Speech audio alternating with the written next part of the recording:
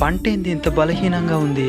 నా పొలంలో పంట మాత్రం నాలాగే బలంగా ఉన్నది. రంగయ్య, ఏమే ఈ మధ్య డ్రమ్ములు ఏదో మందు తయారు చేసి నీ పొలానికి పిచికారీ చేసినావో, ఆ తర్వాత నీ పంట చాలా ఆరోగ్యంగా కనబడుతున్నది. ఆ మందు ఎలా తయారు చేసినావు చెప్పేమే, నేను కూడా తయారు చేసి నా పొలానికి పిచికారీ చేస్తాను. ఆ ఊరికని చెప్పేస్తారుండు.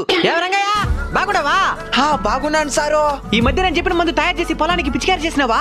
చేసినాను సార్. దానికి నా పంట అంత ఆరోగ్యంగా ఉండేది. మరి నీ పక్క రైతు కూడా ఎలా తయారు చేసుకోవాలో చెప్పినావా? ఓడికని చెప్పేది. ఏమైంది రంగయ్య? పక్కనుడు బాగుపడితే నాకు నచ్చదు సార్. పోదూరంగా.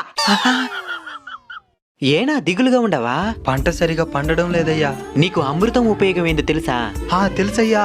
దాని తాగిన శరీరం ఎలాంటి అనారోగ్యాలు రాకుండా ఆరోగ్యంగా ఆనందంగా చావే లేకుండా బతుకుతారయ్యా.